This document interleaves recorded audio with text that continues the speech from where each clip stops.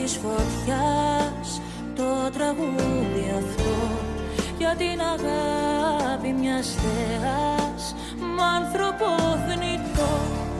Ένα τραγούδι της καρδιάς που έρχεται ζεστό μες της βραδιάς στην ηχό.